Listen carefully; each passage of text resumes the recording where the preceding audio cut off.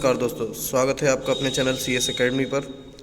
आइए हम पढ़ते हैं आज कंप्यूटर की क्लास सेकंड। इससे पहले वाली क्लास यदि आपने नहीं देखी है तो उसका लिंक आपको डिस्क्रिप्शन में मिल जाएगा, जिसमें हमने कंप्यूटर के बेसिक के बारे में जाना था और कुल मिलाकर के हमने 25 महत्वपूर्ण प्रश्नोत्तर उसमें हमने डिस्कस किए थे, जो कि और भी परीक्षाओं में पूछे जा चुके हैं।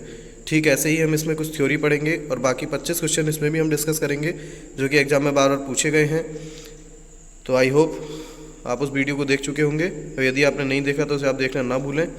और कंप्यूटर से संबंधित और भी वीडियोस हैं जिनका लिंक आपको डिस्क्रिप्शन में मिल जाएगा, उन्हें भी देखना आप ना भूलें।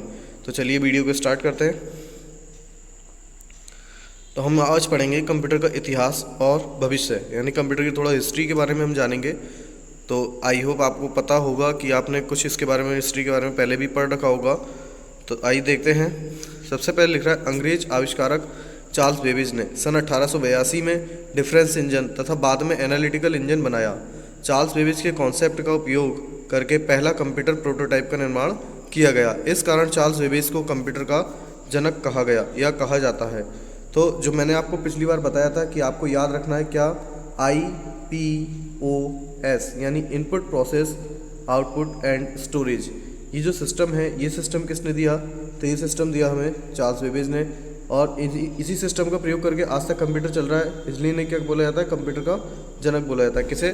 चार्ल्स बेबेज को। तो कुछ कंप्यूटर की जनरेशन्स हैं, इनकी जनरेशन्स के बारे में आइए देख लेते हैं। सबसे पहले जो प्रथम पीढ़ी है, हर एक पीढ़ी का हमें क्या याद रखना है? हमें उससे संबंधित उसकी सन याद रखनी है, हार्डवेयर सॉफ्टवेयर याद रखने हैं, उसकी मेमोरी का याद रखना है, और उसके कुछ उदाहरण कि उस कंप्यूटर का कौन सा उदाहरण है वो आपको याद रखना है, जो सबसे ज़्यादा पूछे जाते हैं। तो आइए देखते हैं। जो प्रथम पीढ़ी है वो 1942 से 55 तक चली। तो आपको ये 42 से 55 है, कहीं कहीं आपको ये 43 से लेकर 56 तक भी मिल सकता है, या 40 से 56 में मिल सकता है। तो इससे आपको परेशान होने की ज़रूरत नहीं है। तो आपको बस याद रखना है कि टाइम पीरियड क्या है, तो उसी से संबंधित आप ऑप्शन से टिक कर दोगे जो भी आपसे पूछा जाएगा। फिर इसमें जो प्रयोग किया जाता था वो क्या था? वो वैक्यूम ट्यूब इसमें प्रयोग किया जाता था। निर्वात ट्यूब ये हिंदी में लिखा हुआ है, तो इसमें प्रयोग किया जाता था वैक्यूम ट्यूब का। इसमें मशीन भाषा बाइनरी का प्रयोग किया जाता था। 0 और 1 की फॉर्म में इसमें डाटा सेव किया जाता था। और जो पेपर टेप और पंच कार्ड है, इन दोनों में क्या था? ये मेमोरी के लिए प्रयोग किए जाते थे। इसमें इसकी जो स्पीड थी, स्पीड काफ़ी कम थी, जिसे हम मिली सेकेंड में माप सकते थे। इसका उपयोग वैज्ञानिक और रक्षा अनुप्रयोगों के लिए किया जाता था। विद्युत और यांत्रिक मशीन, यानी इसकी विशेषताएं थी कि ये बिजली से चलने वाली एक मैकेनिकल मशीन थी। इसके कुछ उदाहरण हैं। ENIAC कंप्यूटर, जो कि फर्स्ट इलेक्ट्रॉनिक कंप्यूटर माना जाता है, वो प्रथम पीढ़ी का उदाहरण है।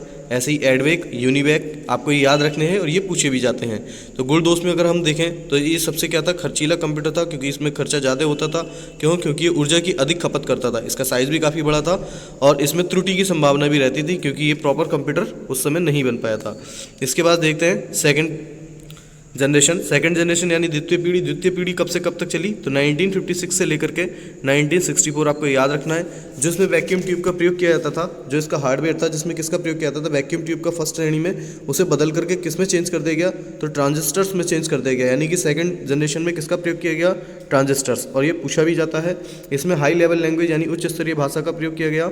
और इसमें बैच ऑपरेटिंग सिस्टम, जब हम ऑपरेटिंग सिस्टम के बारे में पढ़ेंगे तब आप वहाँ पर batch operating system, time sharing operating system, इन सिस्टम के बारे में आप जानेंगे। तो अभी आपको सिर्फ याद रखना है कि इसमें बैच ऑपरेटिंग सिस्टम का प्रयोग किया गया और इसमें मैग्नेटिक टेप और मैग्नेटिक मेमोरी का प्रयोग किया गया, जिसमें हम डाटा सेव कर सकते थे, जैसे कि फ्लॉपी डिस्क वगैरह होती हैं। इसका जो टाइमिंग थी, तो देखिए इसकी स्पीड बढ़ गई। पहले मिली सेकेंड थी, लेकिन अब स्पीड क्या हो गई? माइक्रो सेकेंड में पहुंच गई। और वैज्ञानिक और व्यावसायिक उपयोगों के लिए अब कंप्यूटर का प्रयोग किया जाने लगा। मेमोरी और प्रोसेसिंग क्षमता की वृद्धि में इसमें इंक्रीमेंट हुआ कि आप इसमें ज़्यादा से ज़्यादा डाटा आप सेव कर सकते थे। इसके कुछ उदाहरण हैं, जैसे कि IBM, यूनिवैक, PDP यानी पर्सनल डेटा प्रोसेसर। ये कंप्यूटर क्या था? खर्चीला तो था, लेकिन उससे कम खर्चीला था, उससे छोटा भी था और स्पीड इसकी ज़्यादा थी, यानी कि उससे तीव्र ये चलता था। तो ये सेकंड पीढ़ी। आपको तीसरी पीढ़ी में क्या याद रखना है? तीसरी पीढ़ी में क्या हुआ? जो ट्रांजिस्टर्स थे, यानी फर्स्ट पीढ़ी में क्या था? वैक्यूम ट्यूब, और सेकंड में थे ट्रांजिस्टर्स। और इन ट्रांजिस्टर को प्लस करके, यानी कि जोड़ करके क्या बनाया गया? IC, यानी कि इंटीग्रेटेड चिप, इंटीग्रेटेड सर्किट जिसे हम कहते हैं, IC बनाई गई। और इन IC के यूज़ से ही क्या बनाया गया? SSI और MSI टेक्नोलॉजी। SSI कहलाता है स्मॉल स्केल इंटीग्रेशन और MSI कहलाता है मीडियम स्केल इंटीग्रेशन। तो ये SSI और MSI और आगे भी आपको देखो BLSI और आगे नीचे ULSI भी मिलेगा। ये सब क्या होती हैं, ये टेक्नोलॉजी के प्रकार हैं कि इनमें कितने ट्रांजिस्टर्स जोड़े गए हैं। इनसे संबंधित एक अलग से वीडियो मैंने बना रखी है जिसका लिंक आपको डिस्क्रिप्शन में मिल जाएगा, तो उसे भी आप देखना ना भूलें। और अगर आप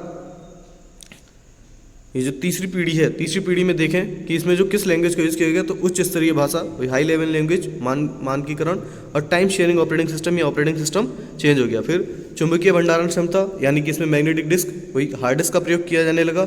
और टाइमिंग अगर आप इसकी देखें तो पहले मिली सेकेंड थी, माइक्रो सेकेंड, अब क्या हुई, नैनो सेकेंड हो गया, यानी कि और भी ज़्यादा टाइमिंग इसकी तेज हो गई, यानी काफ़ी स्पीड से कंप्यूटर वर्क करने लगा। इसका कंप्यूटर का व्यक्तिगत उपयोग यानी पर्सनल यूज़ भी कहीं यहीं से स्टार्ट हुआ। अगर आपसे पूछा जाता है कि कंप्यूटर का पर्सनल यूज़ कैसे, कहाँ या किस पीढ़ी में स्टार्ट हुआ, तो तीसरी पीढ़ी में, जो कि कब से कब तक चली, 1965 से 1975 तक। इसके उदाहरण की अगर हम बात करें तो देखिए IBM 360 इसके उदाहरण है, PDP है। और ये क्या था, ये पहले वाले कंप्यूटर से ज़्यादा तेज, छोटे, सस्ते और उपयोग करने में आसान थे। तो ये तीसरी पीढ़ी में क्या हुआ, और भी सुधार होता गया। जैसे जैसे हम आगे बढ़ते जाएंगे कंप्यूटर के और सुधार होते चलेंगे। जो वर्तमान में अब आप कंप्यूटर देखते हैं वो आपको पाँचवीं पीढ़ी के बाद देखने को मिलेगा। आइए चौथी और पाँचवीं पीढ़ी को डिस्कस कर लेते हैं। तो अगर हम देखें चौथी पीढ़ी, तो चौथी पीढ़ी की जो शुरुआत हुई वो कब हुई, 1976 से लेकर के 1989 तक चौथी पीढ़ी मानी जाती है। इसमें माइक्रो प्रोसेसर VLSI, अभी मैंने आपको SSI की फुल फॉर्म बताई थी, स्मॉल स्केल इंटीग्रेशन, ऐसी VLSI की फुल फॉर्म होती है वेरी लार्ज स्केल इंटीग्रेशन, यानी कि हजारों सर्किट्स एक साथ जोड़े जाते हैं जो VLSI टेक्नोलॉजी बनाते हैं। इसमें ग्राफिकल यूज़र इंटरफेस, यानी कि यहाँ पर ऑपरेटिंग सिस्टम जो आया उसमें ग्राफिकल यूज़र इंटरफेस यानी कि GUI ऑपरेटिंग सिस्टम था। इसमें ग्राफिक्स वगैरह यूज़ होते थे। इसमें C लैंग्वेज भी यूज़ होने लगी और कंप्यूटर के लिए ऑपरेटिंग सिस्टम यानी पर्सनल ऑपरेटिंग सिस्टम भी बनाए गए। सेमीकंडक्टर मेमोरी इसमें होती थी। इसके बाद पिको सेकंड, जो टाइमिंग थी वो पिको सेकंड में पहुँच गई, और यही टाइमिंग आप यहाँ मान सकते हैं नीचे। कंप्यूटर का व्यावसायिक उत्पादन, व्यक्तिगत उपयोग में वृद्धि, यानी कि कंप्यूटर का जो प्रयोग था वो व्यावसायिक उत्पादन यानी कि बिजनेस में किया जाने लगा, और पर्सनल यूज़ में ज़्यादा ही क्या हुआ, वृद्धि हो गई, यानी कि और भी ज़्यादा लोग इसे प्रयोग करने लगे। और एक साथ कई कार्य करने की इसमें क्षमता थी, यानी मल्टीटास्किंग जिसे हम कहते हैं कि एक बार में एक से ज़्यादा प्रोग्राम में काम करना मल्टीटास्किंग कहलाता है। इसमें IBM का प्रयोग किया गया। ये कंप्यूटर का उदाहरण है IBM PC। IBM की फुल फॉर्म होती है इंटरनेशनल बिजनेस मशीन। तो IBM की स्थापना और IBM का हेडक्वार्टर कहाँ पर है ये आपको कमेंट बॉक्स में बताना है। अपेक्षाकृत सस्ता व तीव्र, ये पिछले कंप्यूटर से क्या था, सस्ता था, तीव्र था और उपयोग करने में और भी आसान होता गया। इसके बाद आइए देखते हैं पाँचवीं पीढ़ी यानी फिफ्थ जनरेशन। फिफ्थ जनरेशन में क्या हुआ, 1990 से लेकर के अब तक जो चल रहा है हमारा वो फिफ्थ जनरेशन है। इसमें ULI यानी अल्ट्रा लार्ज स्केल इंटीग्रेशन प्रयोग किया जाने लगा। इसमें नोटबुक, लैपटॉप और इंटरनेट का विकास हुआ। इसमें इंटरनेट तथा मल्टीमीडिया सॉफ्टवेयर जो चलते हैं, आप देखते हैं जी कि इंटरनेट से देखते हैं, मल्टीमीडिया सॉफ्टवेयर में और भी होते हैं जिसमें आप वीडियो एडिटिंग या फोटो एडिटिंग वगैरह कर लेते हैं, या फिर आप किसी भी साउंड को एडिट कर लेते हैं। फिर ऑप्टिकल डिस्क का इसमें प्रयोग किया जाने लगा। ऑप्टिकल डिस्क में आपकी CD, DVD वगैरह आती हैं। वर्चुअल मेमोरी होती है, विशाल भंडारण क्षमता। वर्चुअल मेमोरी में आपका जो क्लाउड स्टोरेज है वो आ जाता है। और इसमें क्या हुआ, टाइमिंग वही है पिको सेकेंड, यानी इसकी टाइमिंग जो है और भी ज़्यादा तेज हो गई। कंप्यूटर की स्पीड आप देखते ही हैं माइक्रो प्रोसेसर पर निर्भर करती है, और जो माइक्रो प्रोसेसर है अगर आपसे पूछा जाता है तो वो माइक्रो प्रोसेसर किससे बना हुआ होता है, VLSI और ULSI टेक्नोलॉजी से। इंटरनेट और सोशल मीडिया का द्वारा मनोरंजन, आप इस समय देखते ही हैं सबसे ज़्यादा क्या चलता है, इंटरनेट और सोशल मीडिया सबसे ज़्यादा लोग यूज़ करते हैं। इसमें प्लग और प्ले वाले हार्डवेयर आने लगे। प्लग और प्ले मतलब किसी भी हार्डवेयर को आपको अलग से इंस्टॉल करने की जरूरत नहीं है, सीधे आप प्लग करेंगे और उसे आप यूज़ कर पाएंगे। इसमें कुछ उदाहरण हैं, IBM नोटबुक है, ठीक है, पेंटियम PC है, सुपर कंप्यूटर है, ये सब इसके उदाहरण हैं।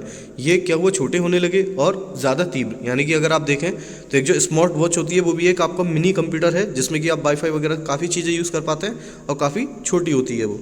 तो आई होप कि सारी पीढ़ी आपको समझ में आई होंगी। आपको जो सबसे ज़्यादा इसमें ध्यान रखना है, देखिए आपको याद रखना है कि जो प्रथम पीढ़ी है यानी कि जो फर्स्ट जनरेशन है उसमें वैक्यूम ट्यूब का यूज़ किया गया। सेकंड में ट्रांजिस्टर्स, और ट्रांजिस्टर्स को जोड़ के ही IC बनाई गई, और IC जोड़ करके VLSI, और पाँचवीं पीढ़ी में क्या बना, ULSI यानी अल्ट्रा लार्ज स्केल इंटीग्रेशन। इससे संबंधित वीडियो आप जरूर देखें ताकि आपको ये समझ में आ सके कि कितने ट्रांजिस्टर्स को जोड़ करके ULSI या VLSI बनाया जाता है। इसका लिंक आपको डिस्क्रिप्शन में मिल जाएगा। चलिए आगे बढ़ते हैं। इसके बाद हम बात करते हैं कंप्यूटर का वर्गीकरण। कंप्यूटर का वर्गीकरण क्या होता है, क्लासिफिकेशन ऑफ कंप्यूटर। कंप्यूटर को किस किस आधार पर और कितनी जगह पर बांटा गया है। अगर हम देखें कार्यविधि के आधार पर यानी basis of working method, working के आधार पर कंप्यूटर क्या होता है, कंप्यूटर कुल मिलाकर के 3 प्रकार का होता है, ठीक। नंबर 1 पर आपको याद रखना, नंबर 1 पर होता है analogue computer, number 1 analogue computer. Number 2 digital computer, और नंबर 3 होता है हाइब्रिड, यानी कि जो एनालॉग कंप्यूटर है और डिजिटल कंप्यूटर है, इन दोनों को प्लस करने के बाद जो मिलता है हमें वो क्या मिलता है, हाइब्रिड कंप्यूटर। तो आइए पढ़ते हैं इनके बारे में। सब नंबर 1 पर है डिजिटल कंप्यूटर। डिजिटल कंप्यूटर का विकास यूएसए द्वारा किया गया। डिजिटल कंप्यूटर में आंकड़े इलेक्ट्रॉनिक के पल्स के रूप में दिए जाते हैं, जैसे डिजिटल कैलकुलेटर, डिजिटल घड़ी इत्यादि। ये सब डिजिटल कैलकुलेटर के उदाहरण हैं। Hybrid computer.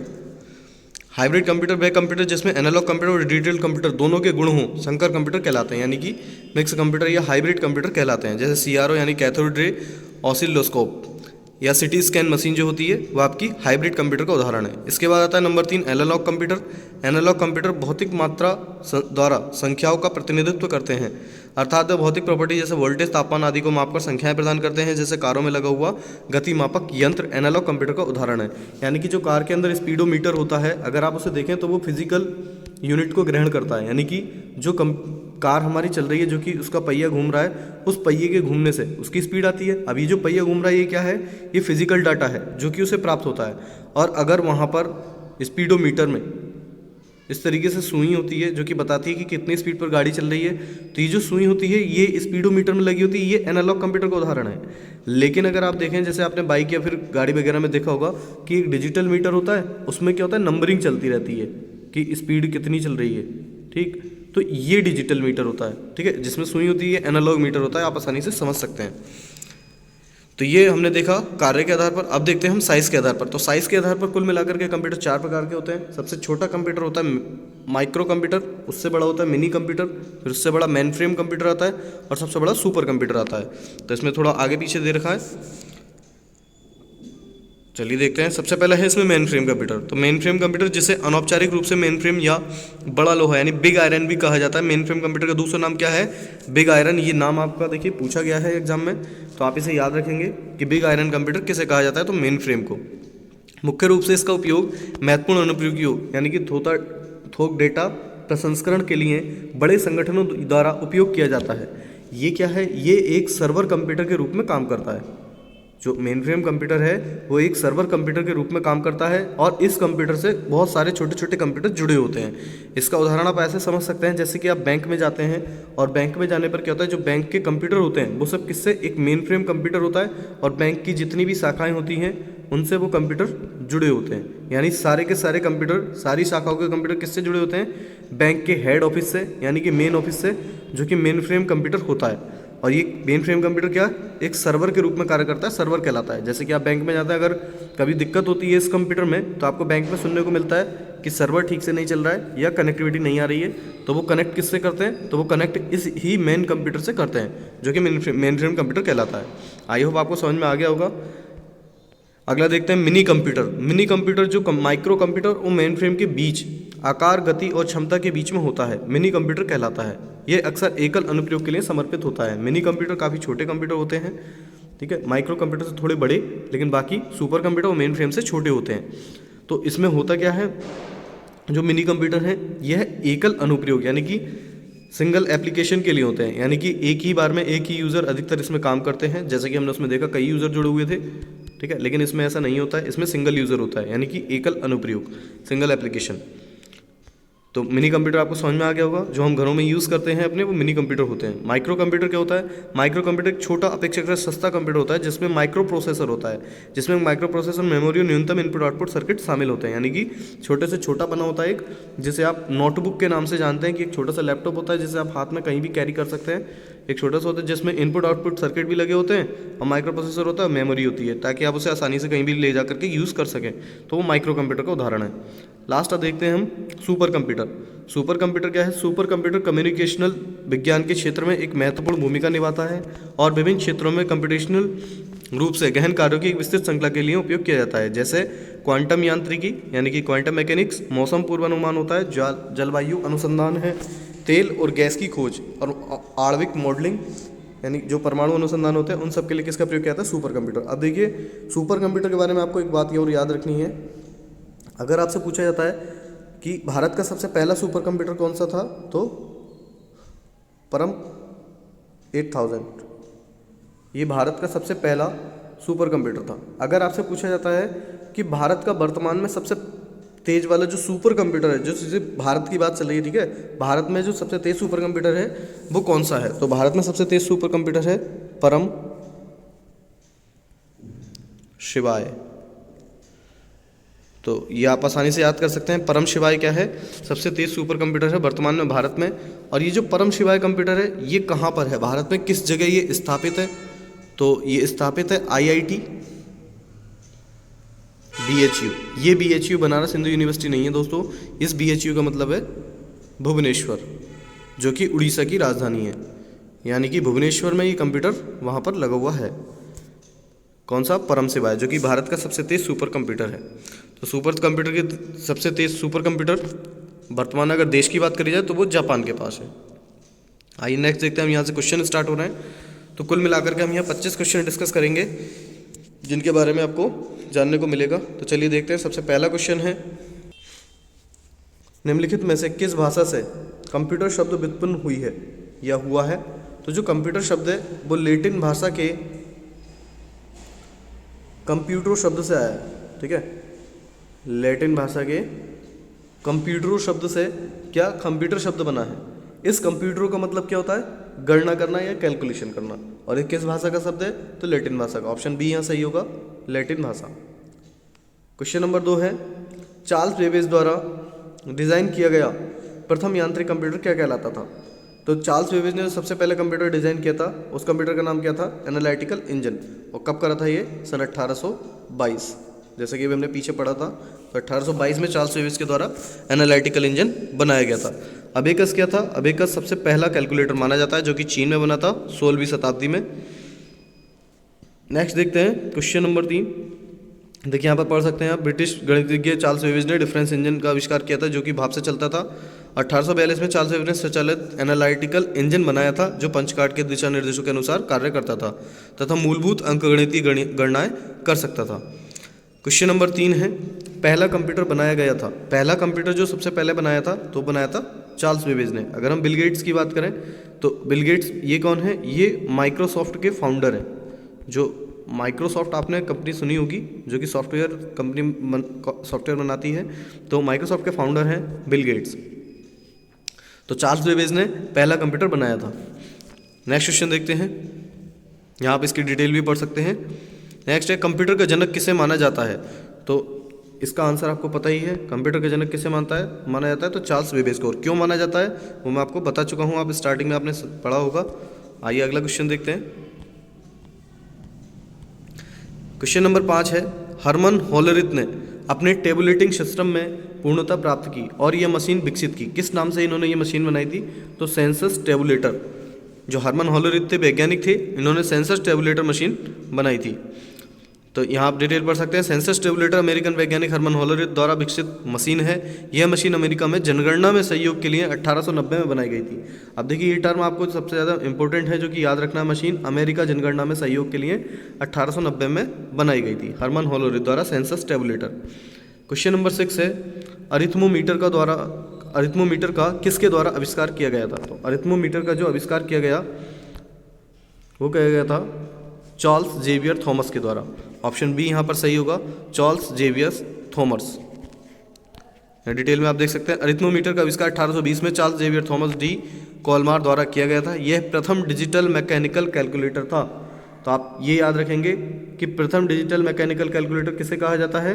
तो अरिथमोमीटर को। आइए अगला क्वेश्चन देखते हैं। क्वेश्चन नंबर 7 है, ऐसी कंप्यूटर प्रणालियाँ जो बिना किसी विभेद के निर्देश तथा डेटा को एक ही स्मृति यानी मेमोरी में संग्रहित करती हैं, किसकी संरचना पर आधारित होती हैं? तो ये वैज्ञानिक थे, इनकी संरचना पर ये आधारित होती हैं, वॉन न्यूमैन। तो ऑप्शन डी यहाँ पर सही होगा, वॉन न्यूमैन। इसकी थ्योरी में हम देख लेते हैं। आइए, वॉन न्यूमैन आर्किटेक्चर का अर्थ किसी भी संग्रहित प्रोग्राम कंप्यूटर से है जिसमें एक इंस्ट्रक्शन और एक डेटा ऑपरेशन एक ही समय में नहीं हो सकता, क्योंकि एक कॉमन बस में अपना स्थान शेयर करते हैं। क्योंकि एक ही बस यानी कि जो बस केबल होती है जिसके थ्रू हार्ड डिस्क आपकी मदरबोर्ड से जुड़ी होती है, उसमें एक ही बार में क्या होगा, एक ही आपका प्रोसेसिंग काम करेगी। अगला क्वेश्चन है, वाणिज्यिक उपयोग के लिए यानी कि कॉमर्शियल प्रयोग के लिए सबसे पहले उपलब्ध कंप्यूटर कौन सा था? तो वाणिज्यिक प्रयोग के लिए सबसे पहला जो कंप्यूटर था, ये आपको याद रखना, कई बार पूछा गया है। ये CCC के एग्जाम में भी कई बार पूछा गया है। तो ये कंप्यूटर था यूनिवेक, यानी कि ऑप्शन सी यहाँ पर सही होगा। तो यूनिवेक का फुल फॉर्म आप यहाँ पर देख सकते हैं, यूनिवर्सल ऑटोमेटिक कंप्यूटर यूनिवेक, यानी वाणिज्यिक उपयोग के लिए उपलब्ध कराया गया पहला कंप्यूटर था। इस कंप्यूटर का विकास सन 1954 में जनरल पावर कॉरपोरेशन यानी जैक द्वारा किया गया। क्वेश्चन नंबर 9 है, भारत में प्रथम कंप्यूटर कहाँ प्रस्थापित या इंस्टॉल किया गया? तो 4 ऑप्शन दिए गए हैं आपको, तो इसमें सही ऑप्शन आपका होगा ऑप्शन बी, यानी जो पहला कंप्यूटर है वो कहाँ इंस्टॉल किया गया? इंडियन स्टैटिस्टिकल इंस्टीट्यूट कोलकाता, यानी ISI कोलकाता। ऑप्शन बी यहाँ पर सही होगा। भारत में प्रथम कंप्यूटर भारतीय सांख्यिकी संस्थान ISI कोलकाता में वर्ष 1955 में स्थापित किया गया था। यह जापान के बाहर एशिया में पहला स्थापित कंप्यूटर था, यानी जापान के बाहर एशिया का पहला कंप्यूटर भारत में ही लगा था, आप ये ध्यान रखेंगे।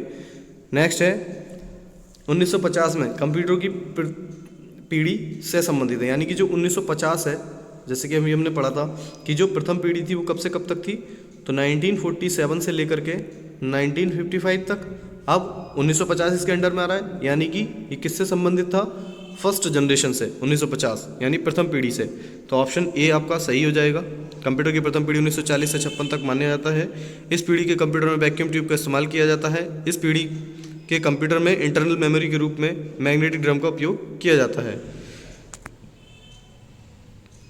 नेक्स्ट क्वेश्चन है क्वेश्चन नंबर 11, इंटीग्रेटेड सर्किट सर्वप्रथम किस में प्रयुक्त किए गए थे? तो इंटीग्रेटेड सर्किट मैंने आपको बताया था कि अगर फर्स्ट श्रेणी की बात होती है तो फर्स्ट जनरेशन में सबसे पहले जो था क्या प्रयोग किया गया? तो वैक्यूम ट्यूब का प्रयोग किया गया। सेकंड जनरेशन में किसका प्रयोग किया गया? तो ट्रांजिस्टर्स का प्रयोग किया गया। थर्ड जनरेशन में किसका प्रयोग किया गया? तो IC यानी इंटीग्रेटेड सर्किट, यानी ऑप्शन ए सही होगा। थर्ड जनरेशन में किसका प्रयोग किया गया? इंटीग्रेटेड सर्किट का। सेकंड जनरेशन में किसका प्रयोग किया गया? तो ट्रांजिस्टर्स का। फोर्थ जनरेशन में किसका प्रयोग किया गया? तो IC से मिलकर के क्या बनाया गया? VLSI यानी वेरी लार्ज स्केल इंटीग्रेशन। और VLSI को आगे बढ़ा करके 5वीं पीढ़ी में क्या बना दिया गया? ULSI यानी अल्ट्रा लार्ज स्केल इंटीग्रेशन। तो आपको पांचों के बारे में याद रखना है, तो यहाँ ऑप्शन ए सही होगा तीसरी पीढ़ी में। आइए नेक्स्ट देखते हैं, यहाँ आप इसकी डिटेल भी पढ़ सकते हैं। यहाँ पर आपको जो पढ़ना है, देखिए ये आपको याद रखना है 1958 JS किल्बी, यानी IC का आविष्कार किसने किया? तो JS किल्बी ने। और ये सिलिकॉन के बने होते हैं, ये मैंने आपको पिछली वीडियो में भी बताया था। सिलिकॉन वैली किसे? बंगलुरु को कहा जाता है, जिसे हम इलेक्ट्रॉनिक नगर के नाम से भी जानते हैं। आइए आगे देखते हैं, कंप्यूटर में प्रयुक्त IC चिप सामान्यतः किसके बने होते हैं? तो आई होप आपको ये पता ही होगा कि सिलिकॉन, या आप पीछे भी पढ़ चुके हैं। तो जो IC है उस पर किसकी परत चढ़ी होती है? तो सिलिकॉन की। और सिलिकॉन वैली क्या है? बंगलुरु। आइए नेक्स्ट देखते हैं, निम्नलिखित में से कौन तीसरी पीढ़ी के संगणक का इलेक्ट्रॉनिक अवयव है? तो तीसरी पीढ़ी में क्या यूज़ किया गया? अभी मैंने आपको बताया था IC का प्रयोग किया गया। अगर फर्स्ट पीढ़ी की बात करी जाती है, आइए अगला क्वेश्चन देखते हैं। क्वेश्चन नंबर 14 है, वेरी लार्ज स्केल यानी VLSI प्रकार के परिपथ वाले कंप्यूटर्स किसके कंप्यूटर हैं? तो जैसे कि अभी मैंने आपको बताया, अगर आपसे फर्स्ट पीढ़ी के बारे में पूछा जाए तो उसमें वैक्यूम ट्यूब का प्रयोग किया गया, सेकंड में ट्रांजिस्टर्स का, और थर्ड में IC का, और फोर्थ में किसका? VLSI का। लेकिन अगर फिफ्थ की बात करें तो फिफ्थ में ULSI। ये आपको टेक्नोलॉजी याद रखनी है। अगला क्वेश्चन देखते हैं, डिजिटल कंप्यूटर विकसित किया गया। तो अभी हमने पीछे थ्योरी में पढ़ा था कि जो डिजिटल कंप्यूटर था वो किसके द्वारा विकसित किया गया? तो USA के द्वारा। ऑप्शन सी यहाँ पर सही होगा। नेक्स्ट क्वेश्चन है, किसी संकर कंप्यूटर यानी हाइब्रिड कंप्यूटर में निम्न में किन विशेषताओं का समन्वय होता है? जैसे कि मैंने बताया था, हाइब्रिड कंप्यूटर में क्या होता है? हाइब्रिड कंप्यूटर डिजिटल और प्लस एनालॉग दो कंप्यूटर से मिलकर के बनता है। अब डिजिटल कंप्यूटर को हम अंकीय कंप्यूटर और एनालॉग को अनुरूप कंप्यूटर भी कह सकते हैं, यानी ऑप्शन सी यहाँ पर सही होगा कि अनुरूप तथा अंकीय कंप्यूटरों का, यानी इन दोनों का मिक्सअप होता है क्या? संकर कंप्यूटर, जिसे हम हाइब्रिड कंप्यूटर के नाम से जानते हैं। नेक्स्ट क्वेश्चन है क्वेश्चन नंबर 17, अनेक घरेलू उपकरणों में निर्मित छोटे और सस्ते कंप्यूटर किस प्रकार के होते हैं? देखिए, घर में अगर कंप्यूटर के यूज़ करने की बात आती है, घर में जो कंप्यूटर यूज़ किए जाते हैं तो वो कंप्यूटर कौन से होते हैं? तो घर में यूज़ किए जाने वाले मिनी कंप्यूटर होते हैं, ठीक।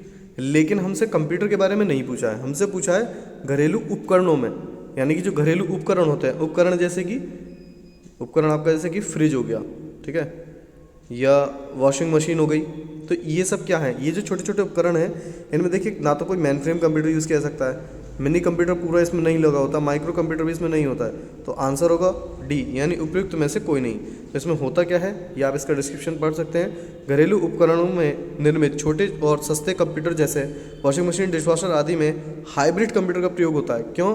क्योंकि जो हाइब्रिड कंप्यूटर है वो फिजिकल, इलेक्ट्रॉनिक एवं फिजिकल दोनों रूप में साथ साथ कार्य करता है। यानी जैसे जो वॉशिंग मशीन है उसमें आप फिजिकल डाटा उसमें मिलता है और वो डिजिटल के रूप में भी काम करता है। आई होप आपको समझ में आया होगा हाइब्रिड कंप्यूटर क्या है, दोनों का मिक्सअप। नेक्स्ट क्वेश्चन है, कार में लगा हुआ गति मापक यंत्र निरूपित करता है। ये मैं आपको बता चुका हूँ कि किसका निरूपण करता है, तो ये एनालॉग कंप्यूटर होता है जो कि फिजिकल डाटा लेता है और आपको स्पीड वहाँ पर दिखाता है, तो ऑप्शन ए यहाँ पर सही होगा। नेक्स्ट क्वेश्चन है क्वेश्चन नंबर 19, निम्नलिखित में से कौन सा कंप्यूटर एनालॉग आउटपुट को डिजिटल फॉर्म में परिवर्तित करने से मुख्यतः संबद्ध है। तो एनालॉग आउटपुट को डिजिटल रूप में कौन परिवर्तित करता है, तो एनालॉग कंप्यूटर, यानी ऑप्शन बी यहाँ पर सही होगा। नेक्स्ट क्वेश्चन है, मेमोरी आकार और प्रदर्शन के आधार पर किस प्रकार के कंप्यूटर को बिग आयरन कहा जाता है।